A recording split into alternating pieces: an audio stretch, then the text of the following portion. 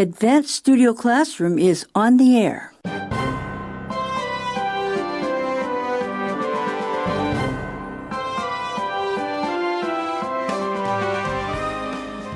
Join us in our class today as we talk about producing a work of passion.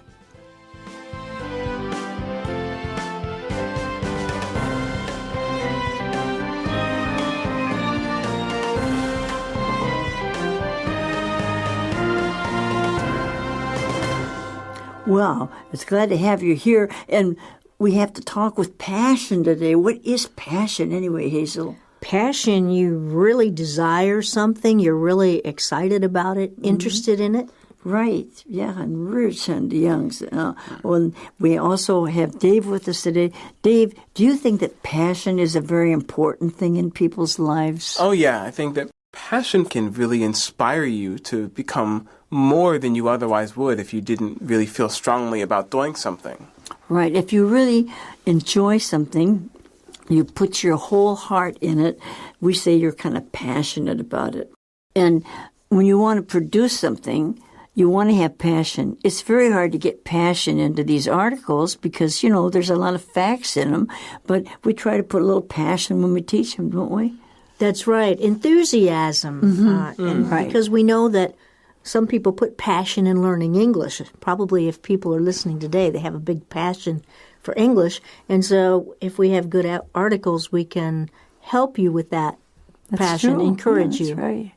Yeah. Well, where are we going to start today? What page are we on in the magazine here? We're on page 32. 32, and this is kind of called literature. And literature is usually something more like Shakespeare or something, but I think almost all written things are kind of in that category, aren't they? Yeah, so we're going to learn that someone had a big passion and they wanted to make a book. And so we're going to find out this person's story. Mm-hmm. So that's what we're going to talk about today. And when you produce something that you care about, that you have passion about, this person was trying to convert their passion for what? Their passion for the outdoors into a nonfiction book. And all right. Nonfiction, should we talk about that? Well, let's talk about what they had a passion for the outdoors first.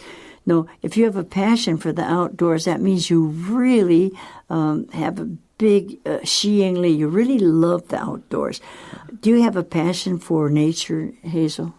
I have a smaller dose, but I do have a passion. I do enjoy the outdoors a lot, but not like some people. Yeah. Not like this lady does. Some people want to really be out crazy about it, all the time, and that's not me, but I do enjoy the outdoors. She has a stronger passion. Yeah, so she had a very strong passion. But you have a passion for animals, so that's right. I Birds and dogs and have a passion for my pets. Yeah, that's right.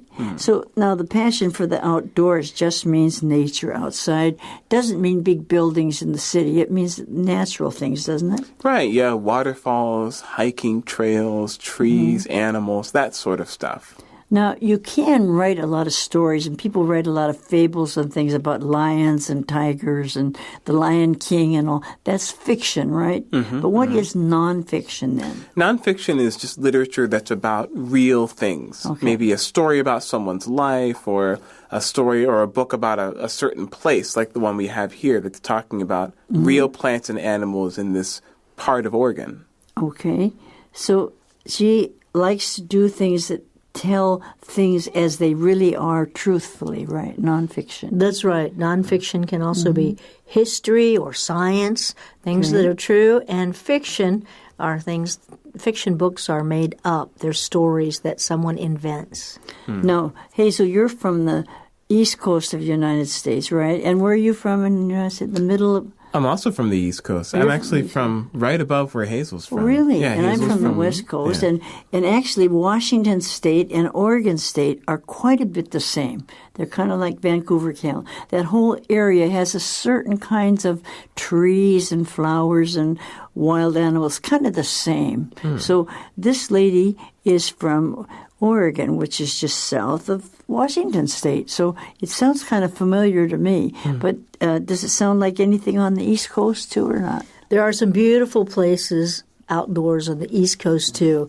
So it is different, but maybe not as many mountains or hills, but it's still beautiful. So we always kind of like the outdoors, right? And this is about that. So when we read it, let's just read the first 16 lines here on page 32 and find out more about what we're going to talk about today.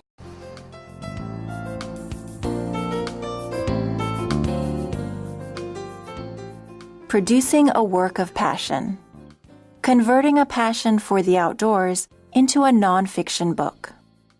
When Northwest Oregon native and journalist Leanne Cray moved to Bend, Oregon in 2012, she fell in love with the trees and birds, flowers and critters.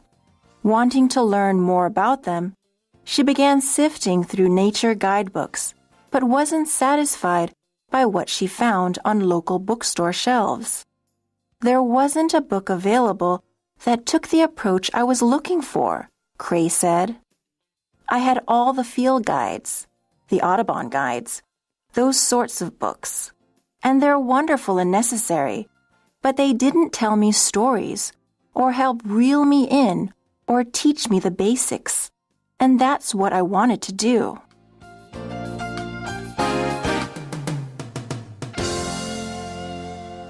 So here it talks about the author here of this book. She was a Northwest, she's a Oregon native. Doesn't mean that she's a native Indian or something like that. It just means that that's a place that she moved to, that she called home. She moved to Bend, Oregon, and that wasn't that long ago, 2012. But she really liked it, what she said. Maybe, I don't know where she moved from. Well, it sounds like if she was Northwest Oregon native, she was in that area before, it sounds like, but then she moved to that area of Bend, Oregon. Right, that's which is kind of more in the center. It's on the coast a little bit, but it's not in the city like Portland and all. Right. Yeah. And she really fell in love with the trees and the birds and the flowers and all the critters. What are the critters anyway? Well, critters is another name for a living thing, and I think it's kind of a little bit slang. Yeah, you for know? sure. But There could be frogs even. Yeah, Yeah, I think all it could kinds even of be critters. bugs, you know? Like bugs, even bugs any can be kind critters. of animal is Usually or living smaller. thing. Yeah, it's kind of smaller ones usually, isn't it, Yeah, critters? and so you might not use it in very formal language, but it's kind of a fun word. You hear it when people are just joking around or talking in a casual way about animals or living things. Right. Yeah. And she said she really fell in love with them because there's so many different kinds of trees and flowers and you know, the birds, all of these kind of things. And there's a lot of places in the world like that where you could fall in love with those, I think, don't you? Sure. It sounds like she loved the outdoors and she enjoyed hiking and doing things. And it's just easy to notice the birds and the flowers and pay attention to them and fall in love with the idea of nature. Well, you know, most people, when they see something, they say there's a beautiful bird, but they don't say what kind it is. Or there's a beautiful flower, and they don't know what it is. So she wanted to find out more. And so she went through these nature guidebooks to find out what is the name of that and some things about it. And what did she find out then? Well, she found that she wasn't really satisfied with what was available. You know, and she'll go on to talk a little bit more about what that means. But yeah, she didn't find something that really was kind of showing her these stories and more interesting sides of nature the way that she really wanted to experience Right. it. You know? They're just more facts, but nothing much. Yeah, a lot of facts, but not a lot of like excitement, maybe. You know. There were some things available. Yeah. And how did she discover that it wasn't what she wanted? She sifted through so many things. When you sift through something, you look at things carefully, you see what's out there.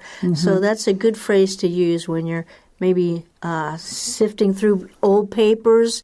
And here she was sifting through books on the bookstore shelves, but she still couldn't find what she wanted. Yeah, and it's interesting. She was looking for information. We were kind of talking about how maybe the books had more just facts, you know, but she wanted to know more about their behavior. Like it mentions here that in the next paragraph that she was looking through the Audubon guides, and the Audubon is just a nonprofit group that from the U.S. that's dedicated to protecting birds, right? But, she was looking through these Audubon guides, and there were pictures and there were facts, but there wasn't much about, there weren't any stories, right? She uses the phrase, reel me in. They didn't tell her stories that would help to reel her in, which I think is a really great phrase. That's why she said that they didn't take the approach she was looking for. I think she was looking for more than just facts. She was looking for how these animals feel or what they do and more information that was more than just what the name of them was. Right, but none of those things reeled her in. When I hear that phrase reel in, I think of when you catch fish with a fishing rod, and then you wind up that line when you got a fish on there. And so she wasn't hooked on anything. Nothing drew her closer to the content of these books. Right, so, reel it in means that you really get hold of it. Exactly. Then. Yeah. And so she had a passion for none of these books. Well, and they didn't really teach her the basics about them. She wanted to know a little bit more about them. And so she said, wow, these are really great, but that doesn't tell me much about them. Mm-hmm. So she was pretty curious, wasn't she? Yeah, and I think it's kind of funny. Just another thing about the phrase reel in, when you're reeling in a fish, like the example that Hazel gave, right? Like the fish is like trying to get away, right? But you have to reel it in. So it's almost like when something reels you in, it's like, your attention span, right? Just whether or not you can pay attention to something. Sometimes it's wanders. You're thinking, maybe there's something else that I should be looking at. Maybe there's a better book. But this one actually really captures you and reels you in, even though you're maybe wandering. So I think the field guides and the Audubon books, they've got lots of pictures and you can tell what bird you've seen, but they're not books that you would just look at and just enjoy going through usually. Right. But you find something and then you can use it as a guide to see what you found. So none of those books were that interesting. No. They might have been very useful. They didn't keep her attention. But they couldn't keep her attention. Lee, right? Yeah, That's right. And so she wants to find out a little bit more about this. So let's find out what she did then, because she said, I can't find the information I need. So let's read on and see what she did, starting here in line 17.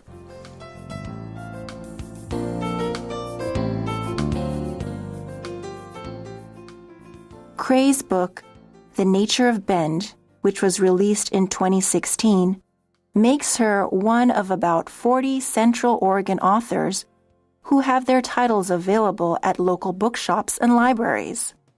For many like Cray, having one's name on the spine of a book is a crowning achievement, being a published author. And Cray encourages others to do the same. Publishing a book isn't an impossible, pie-in-the-sky dream. It's a workable goal that can be achieved through pragmatic steps, according to multiple authors and publishers.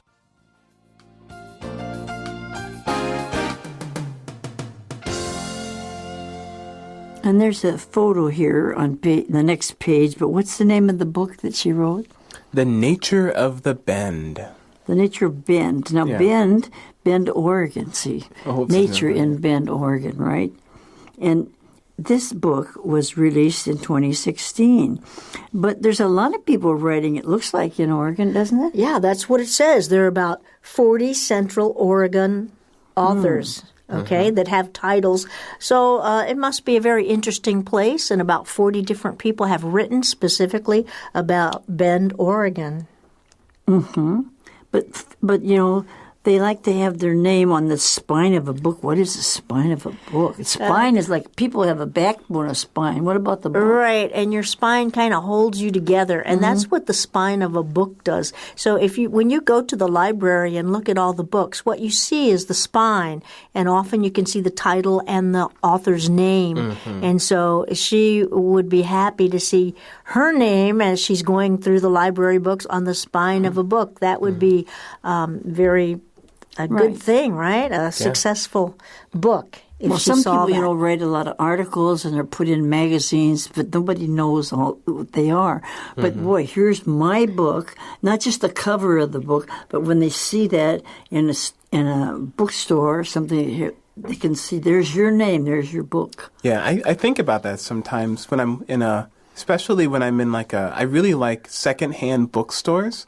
I really love to go into secondhand bookstores and just look at all the things. And the prices are always cheaper, but they also have such great stuff. And I kind of like the feeling of a book that someone else read and then I get to read it. But I go through and I see all these names, all these names, all these names. And you just wonder, where are those people now? Was this like a really big achievement in their life when they made this book, and it's just it's just an interesting kind of thing to think of, that this person's achievement is now just in this That's store. true. And when you go in the bookstore, you look at the books. They're not just sitting on the table. They're in a bookshelf, and then you look at the back of the book or the spine, and you can see what's the name of the book and who wrote it and things like that. Right. It's a crowning achievement, she says. When you think of a crown, you think of royalty or success. You made it. And you made it, So we know, Doris, you wrote a book.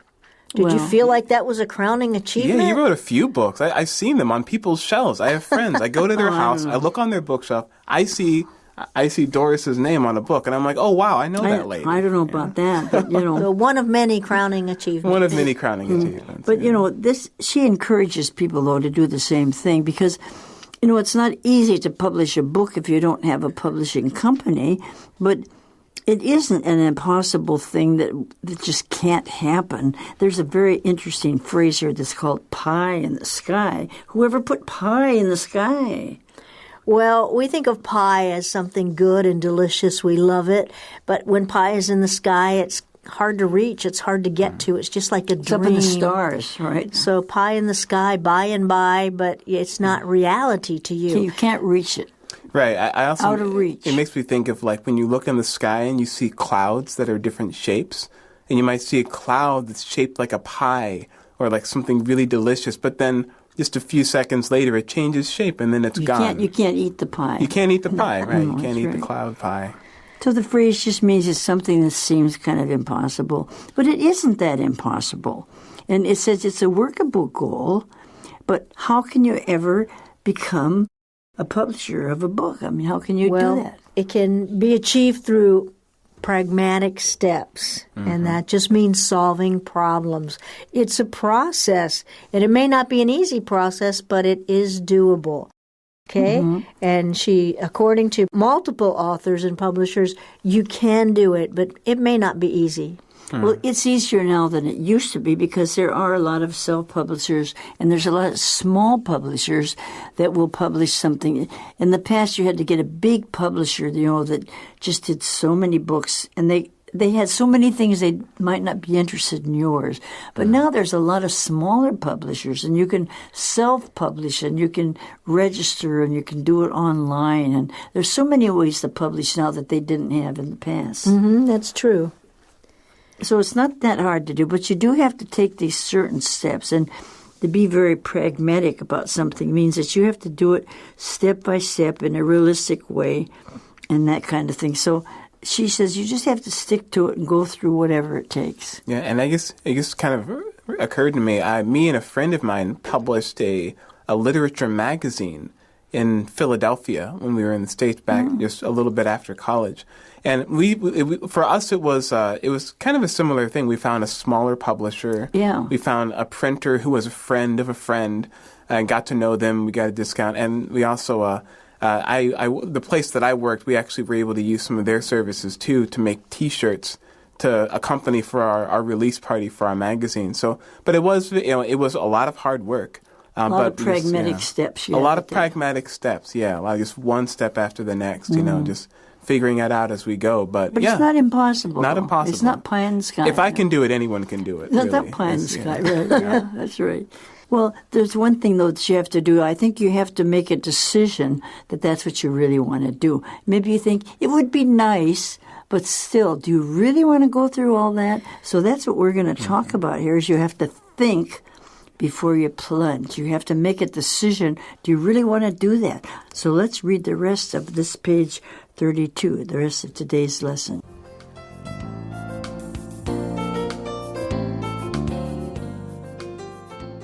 Think before you plunge. You should be ready to make a serious time commitment toward the topic you'll dedicate a book to, Cray said. She spent an estimated 2,000 hours working on her full-color guidebook, which she dedicated to 350 species. That's about 20 hours each week for 2 years, including weeks off, she said. More broadly, it's a big undertaking, and you have to have a big passion for your subject, she said. Otherwise, it's going to go into a drawer.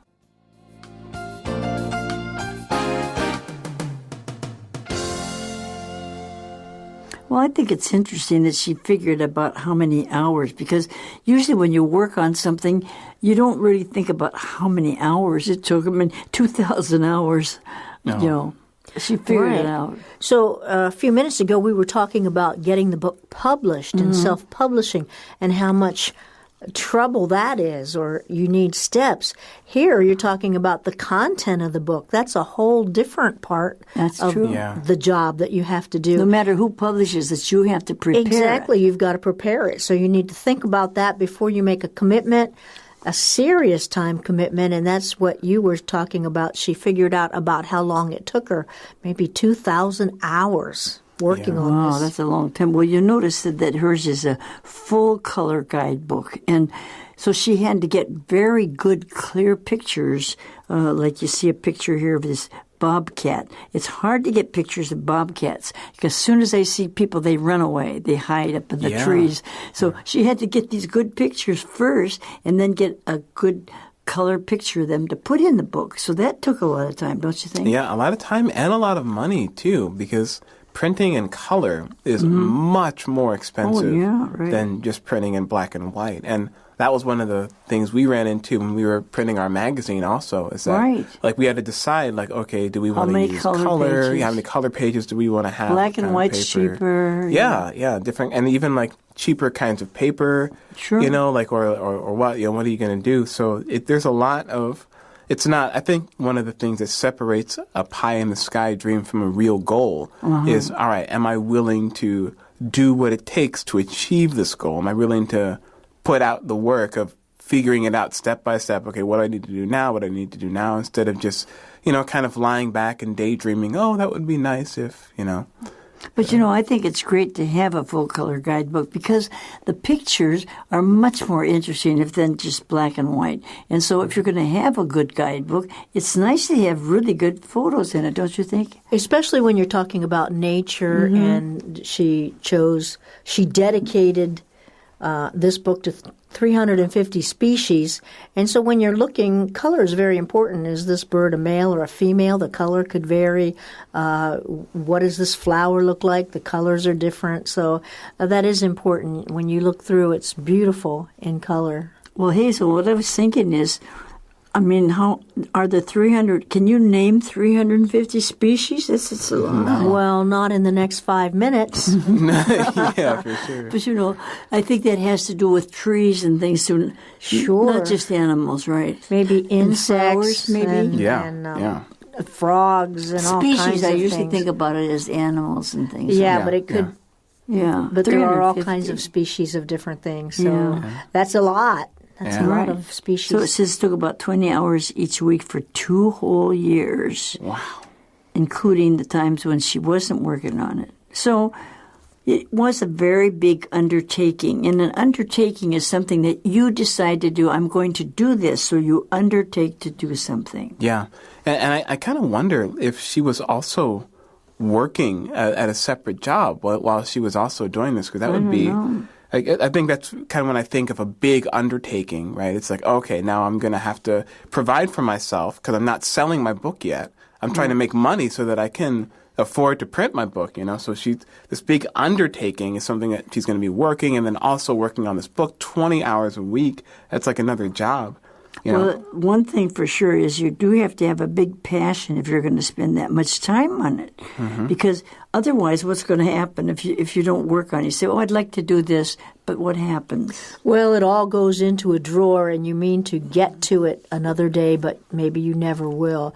Or Do maybe you have things in a drawer? I do. Well, I was just going to say now it may end up in a computer file, and you neglect to open it again, or you just give up on it. But you still probably keep it somewhere. Yeah. You know what I have in my drawer? I have a lot of pictures of places I've been all over the world, many countries, and they're all in a drawer because someday I'm going to say, no, this is when I was in Germany and this is when I was in Norway, but I haven't taken that much time to take, so I'm not putting a book out. I thought you had chocolate in your drawer. Well, I have that too. Oh, that's a Beside different the drawer. That's to keep you working hard. Yeah. But it is for something personal. Yeah. It is a lot easier now with computers Sure. to maybe scan photos and put them together But in you a still have pleasing to way. sort 'em out, but though. it still needs you have to have a Whether passion big to it's do in it. a drawer or in a file on your computer, you still Exactly. have to sort it out. Exactly. Yeah, So for sure. she just means you'll give up. If it goes into a drawer, usually you give up on it and you don't. You don't look finish. at it. Yeah. Yeah. Okay, so she tried to convert this passion into some kind of a book because she thought it was great, but she wanted to share it with other people. And usually if you like music, you like to not just play it for yourself, you play it for other people. Or if you see something you like, you want to show it to your friends. So this is a natural desire that we have. When we really enjoy something, we want to share it. Like I like scuba diving, so all of the teachers know how to scuba dive, and they enjoy it. So Oh, yeah, it's I wonderful. have a passion for the water, and so you want to share it with other people, don't you? That's right. And she wanted to share these species, 350 of them, with the local people in Bend, Oregon. And show them with all the people, not just in Bend, but just let more people see about it, right? Yeah, spread the word about this beautiful part of the world. Yes. So it sounds like a very interesting book to see. I'd like to see one. There's a picture of the cover. When you come back tomorrow, we'll finish talking about this a little more. And there's some very good little idioms like pie in the sky and other things so we can learn some good English while we're talking about it. So come back tomorrow. Will you do that? Absolutely. We'll see you then, everybody. Goodbye. Goodbye. Bye.